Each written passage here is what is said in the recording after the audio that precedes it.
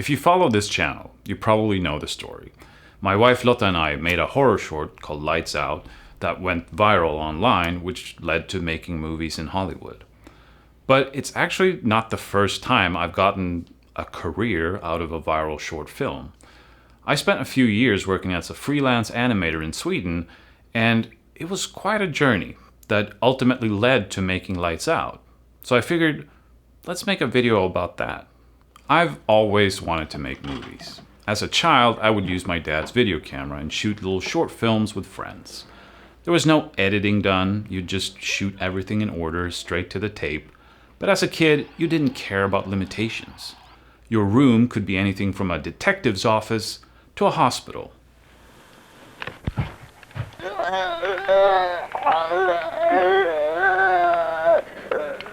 The woods behind the house could be the jungles of Vietnam. The imagination was always bigger than the resources you had. I kept making shorts with friends throughout the years, and when computers and digital filmmaking came along, I could actually edit the films, and we would send them to film festivals. There's a big national film festival in Sweden called the November Festival.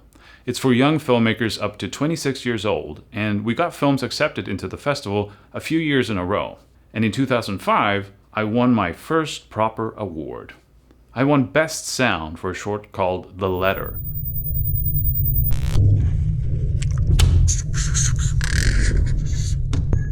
I was very surprised by the win since there were always really good films at that festival with really engaging stories. But that's the beauty of technical awards. You can win awards without the need for great stories. In the middle of Swedish winter in early 2006, we had the bright idea to go out into the woods and shoot a horror movie. After a little while, we all agreed that it was too damn cold to make a movie, so we went home. But I still had this creative urge. I wanted to make something. So what could I do just on my own? I've always liked drawing and been a fan of comics and animation. I did graffiti in my teens. I was into pixel art and games, and I even briefly worked as a pixel artist for early online mobile games. For a while, I was thinking about trying to become a cartoonist.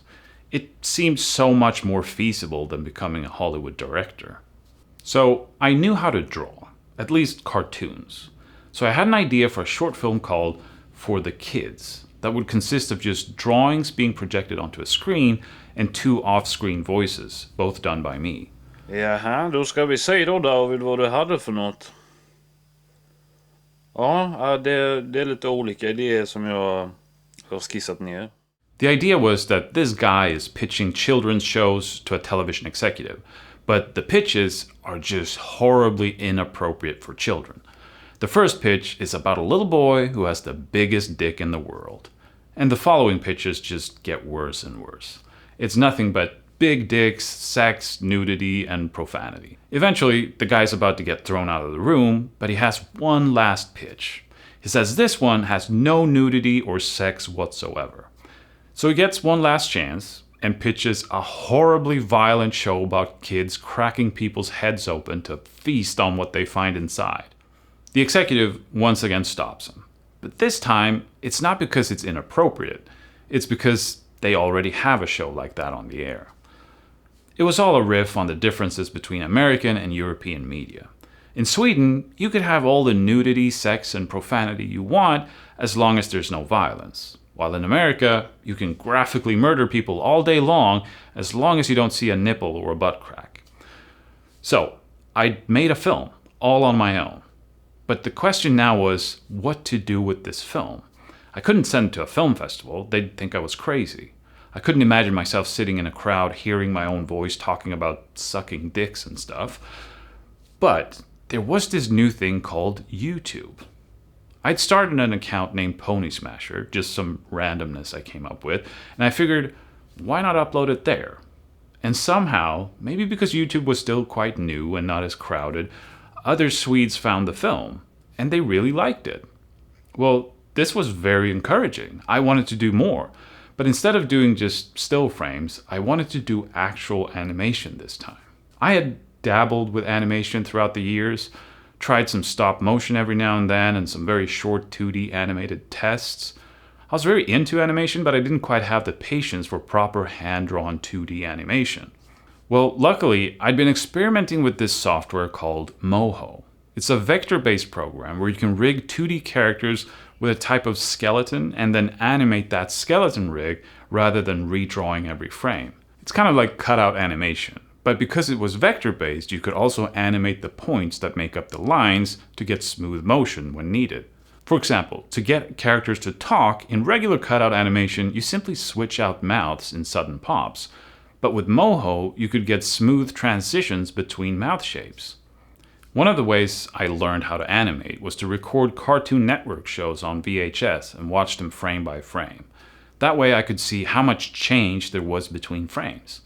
And through this method and some trial and error, I figured out the minimum number of mouth shapes I needed to create in order for my characters to be able to say anything. Studying television animation was also great to figure out how to be economical in telling the story. Because they don't have the budgets of feature animation, they have to be smart and take certain shortcuts. You can achieve a lot with just cutting between different things rather than fully animate every single moment. So, I decided to make an animated short, and it had to be done by the summer, since that's when the deadline for the National Film Festival was. This film I was going to submit. Luckily, I was unemployed and still living at home at the time. Every day, I would animate until I got tired of it, and then I'd play Puzzle Bobble 2 until I was ready to do some more animating. So I'd just go back and forth between animation and Puzzle Bobble for a couple of months. Since people had liked For the Kids, with all its profanity and vulgarity, I figured, why change a winning concept? But just as with For the Kids, there was some thought behind it all. The short was actually inspired by a true story. I was riding the bus one day and this attractive girl gets on. Well, the seat next to me was empty, so this thought popped into my head, what if she sits down next to me? And then my mind got going, what if we start talking? What if we fall in love? What if we move in together and live happily ever after? Of course, she didn't sit down next to me, and immediately my brain was giving me shit about it. Like, even if she did sit down next to me, how would that lead to anything? What's she gonna say? Wow, I'm so impressed by the way you're sitting. You wanna fuck? So it all started with that one scene. And it turned into a film about a boy and a girl who are overwhelmed by their negative thoughts. They have body issues. The boy thinks his penis is too small. He's a loser and so on. The girl has similar thoughts. They have positive thoughts as well, but the negative thoughts are really holding them back and making them insecure. At the end of the film, as their thoughts are racing, they kiss.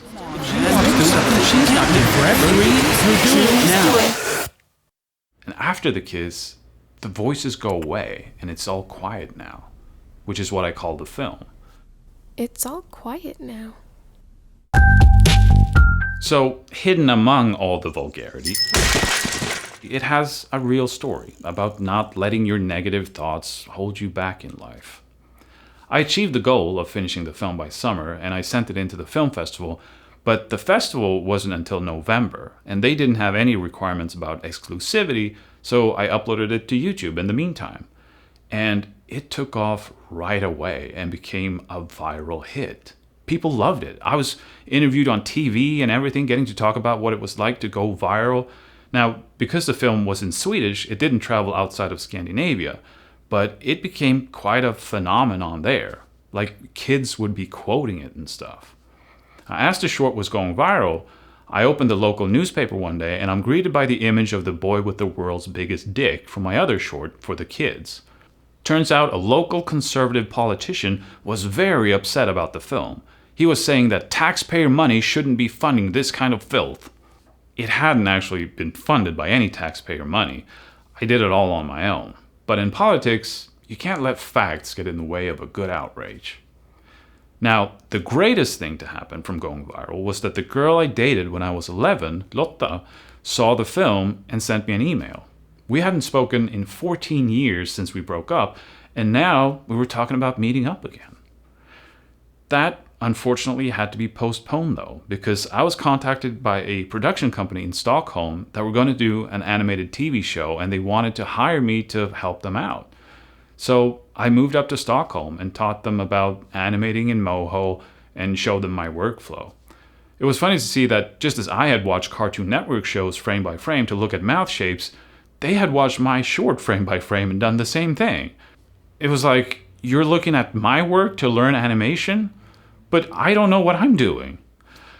Now, it was finally November, and I traveled from Stockholm to Trollhättan to attend the film festival that had accepted my film. Now, with the short already going viral and getting me jobs, the festival was just an added bonus by this point. But wouldn't you know it, I ended up winning big. Best film, best script, best sound, and the audience award. It was quite the evening, but I had to hurry to catch the train back to Stockholm, because I hadn't counted on winning anything, so I had booked my tickets for as soon as the festival ended. So, I was back in Stockholm, working on the show, and I was miserable. I didn't like living in Stockholm. I felt really isolated. I was really depressed. And this was my first time working a creative job where I had no control over the creative aspects. I was just an animator. Other people made the characters, wrote the scripts, and so on.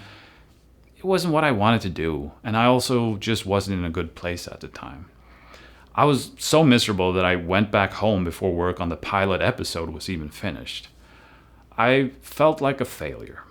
But now I could meet up with Lotta, and we became a couple again. And now I had registered as a company so I could take on jobs as a freelancer. One of my first jobs was for a company that sold condoms via mail. So I made a short about a guy who's too embarrassed to buy condoms in a store and has come up with his own solution to still have safe sex. Then I started getting more and more jobs. The most fun ones were the weird ones, like I did a commercial for a product to clean your fruit with. I even made a song for it with just my voice and a packet of salt. Apple.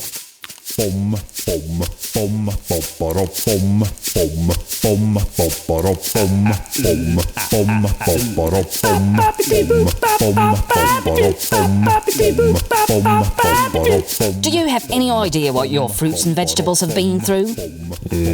No. You see, all kinds of pesticides are used today and they're made to stick. Let me ask you something. Would you eat a piece of fruit you found in the street? No. Well, do you think the supermarket's fruit was transported here on a pillow in a royal carriage drawn by kittens with little hats on? Maybe. Oh, please. But rinsing in water? We'll only get it wet. Fruito wash. What? Fruito Wash removes pesticides, dirt and all kinds of pollutants in a natural way thanks to its patented formula. Fruito wash. Just spray on, rub it in and wash it off. Or let your fruit and veg soak in water and some Fruito Wash. But removing chemicals with more chemicals? No, Fruito Wash is all natural ingredients. You'll get healthy, clean food just as nature intended. Go to fruitowash.com and get yours. Most of the time it was for more standard stuff though, like medical equipment or logistic companies. It was kind of funny that some of these companies would find me through All Quiet Now and be like, "We love your crazy, vulgar stuff. We want you to do exactly that for us. Of course, we can't have the crazy and the vulgarity though." But some clients were more open to it, and I did my best to always add some humor to things, even when the product itself wasn't that exciting. Sometimes there was just no humor to be had though. AcoSense presents AcoSpectre Acoustic Chemometer, an innovation that measures fluids in process industries. I liked being a freelancer so much more than working on the TV show in Stockholm. There, I was just one of the animators, but as a freelancer, I was kind of like a mini ad agency. I not only animated these videos, I wrote and came up with the whole concepts for them. I did the voices and music and everything. Sometimes I would even make accompanying web pages or interactive Flash apps as well. So it was quite a variety in the work, everything from making music to coding. The big problem for me being a freelancer was charging for my work, because I figured that I sucked. And if I suck and what I make is garbage, I can't charge a lot of money for it. So I would charge very little. Like for the condom commercial, I charged about $700, which is not a lot for an animated short film. It's not like I was pumping out a short every week or something. As a company, I was supposed to put money away for taxes, but because I charged so little, I had to use up all the money I made just to live. So when taxes were due, I was always in a panic because I would have no money. I would quickly have to try to find a new job just so I could pay my taxes. It was incredibly stressful, especially when I would get letters from the Swedish collection agency. But as a freelancer, it's an ebb and flow of work. Sometimes I'd be doing pretty good. Other times I had to live off Lotta. Oh yeah, we were now living together. How we got our apartment was also thanks to my drawings, actually. We were trying to find a rental in Gothenburg, Sweden's second largest city, and it was not easy. You can wait for years to get an apartment there if you can't afford to buy one.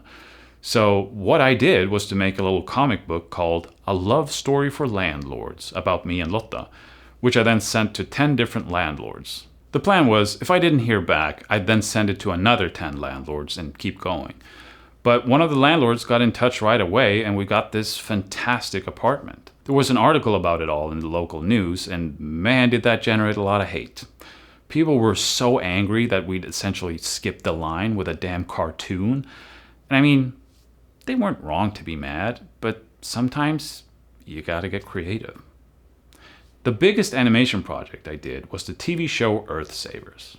I was contacted by this producer who wanted to make a documentary show about people all around the world who are working on improving or preserving the environment in various ways. The producer would travel around the world and interview people while I stayed at home and animated to their voices. For 6 15-minute episodes done over 6 months, I was paid about $3,000 a month. This was great, and the most I was ever paid as an animator. I was very happy with this. But it wasn't really a lot of money if you looked at the amount of work. For each episode, I had about a month to edit together the audio, do animatics, design the characters and environments, do the full animation, the editing, the sound, write the music, do the mixing, and also conform and deliver everything to broadcast standards, which involved learning a lot of technical stuff. Oh, and I also had to do things like subtitles and dialogue lists, all in about 1 month per episode. For the first 1 or 2 episodes, I had a little bit of extra time and could do some more stylistic things, but for the most part, I just had to cut so many corners and really simplify things. I was never really happy with anything. I just kept thinking how much better it could be with more time. It's one thing to work really hard and forego sleep if it's for something you're happy with, but when it's all that work for something you're not really happy with, well, it sucks. It did lead to me learning to program my own tools and plugins for Moho, though. It's funny because in school, I hated math. It was the most boring thing ever, and I just couldn't make myself care about it. So I was put in the special class for math. You know, the class where you're supposed to catch up with your peers by doing less work than them, and sometimes you watch a movie instead of doing math. But when I learned programming, math was suddenly awesome. Why the hell didn't we learn math like this in school? By making my own tools and plugins, I could speed up my work so much. I did things like create a tool for reusing animation on different characters. I used that one a lot on Earth Savers. The tool I was the most proud of was this distortion tool. I mean, it took some real math to calculate that shit. For a while, we tried to get a feature film made based on All Quiet Now. We tried to get money from places like the Swedish Film Institute, but we ultimately got rejected. I also did an English version of the short, but it wasn't quite the same thing. I honestly don't think a feature film would have worked as well either. I did animate some tests and things, and it just felt like something was missing. When you're trying to make something commercial, doing like a proper production, it's easy to overthink things. You second guess everything, and it's easy to end up with something flat. When I made the short film, I didn't really think. I did something personal just for the hell of it and didn't censor myself at all. Giant dicks everywhere. And that's the kind of raw edge that gets filed off as you feed it through a bigger machine. So I was back to doing animation for various clients. As time went on though, I was getting pretty tired of being an animator, especially the hustle of being a freelancer, like chasing clients. I had one guy ghost me when it came to payment, but luckily I knew who his dad was because I had previously done some work for him. So I contacted the dad and was like, hey, your son's not paying me. I got my money like the next day. and just trying to find and get jobs. You can't always just sit around and wait for clients to reach out to you. There was this one potential client in Stockholm who wanted me to do a couple of animations for them, but they would never commit. So I paid for a trip to Stockholm with my own money and then called him up and was like, hey, I happen to be in Stockholm to see another client, but since I'm here, how about a meeting? All to try to push them into committing. I hate all that stuff. I'm not good at it. I'm not a sales guy. I just want to do the creative parts. During my time as an animator, I had also done some documentary work here and there. Didn't pay any more than the animation, but it was something different. And I got to mix the two in a short documentary called Ladyboy. The producer for Earthsavers got us some money to shoot this documentary in Thailand, but the subject of the film didn't want to show her face on camera. So that was an excuse to go all artsy with it and use silhouettes and mix live action and animation, just trying things out for the hell of it. Like in one shot, I wanted the background to wash away, so I printed an image on the wrong side of photo paper where the inks don't stick, then taped it up on the wall in my shower and just washed the ink off. Stuff like that. The film got into a film festival in San Jose, and the Swedish Film Institute gave us some money so we could go to that festival. Since this was in California, my producing partner was like, while we're there, why don't we go to Hollywood and pitch a movie? But I was like, what, are you crazy? What, are we just gonna knock on the door of a Hollywood studio and be like, hey, a couple of nobodies with a movie idea here, let us in? I don't know how Hollywood works, but I bet it's not like that. But turns out the producer's brother worked at the Swedish office of 20th Century Fox and could get us a meeting at 20th Century Fox in LA. So now it was like, well, shit, I better come up with a movie pitch. So we did go to Hollywood in 2013, and it was pretty damn cool to go onto the Fox lot and see the stages with Star Wars and Simpsons murals on them. I pitched my movie, which of course was a horror film. I always loved horror. The executive was very nice and all, but you could tell there was no interest there. It did teach me a valuable lesson, though. I was there pitching a live-action horror film, but when I was asked about my experience and what kind of stuff I'd done, it was all animated comedy, the complete opposite of live-action horror. But that was all I'd been doing for years now. I walked out of there thinking, I need to make horror if that's what I'm going to do. I need to have something to show for myself, to show what I can do, because nobody is just going to take my word for it. So we went back home to Sweden and almost right away made Cam Closer. The funny thing was that I was actually nervous about uploading it to my YouTube channel. All my subscribers were there for animated comedy. But it actually went really well. My subscribers seemed to like it, and the film managed to scare some people.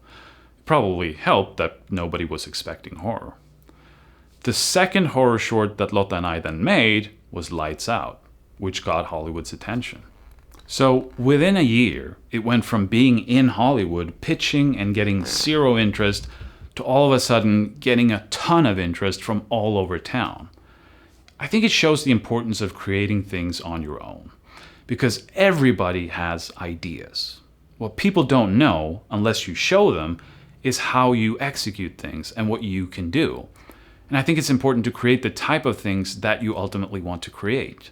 I figured animation was something I could do in the meantime. Eventually I'll become a live action director. But it's very easy to get stuck in the meantime stuff. I also think it's important to not overthink the things you create. When you're just creating things on your own, that's your chance to not think about what's commercial, what's popular, how things are going to be received, and so on. This is your chance to show your voice and what makes you unique. So don't sand down the edges yourself. That can happen later after you've been discovered and you're directing a Marvel movie or something. So don't listen to the negative voices in your head. Just create. Create something that's really you.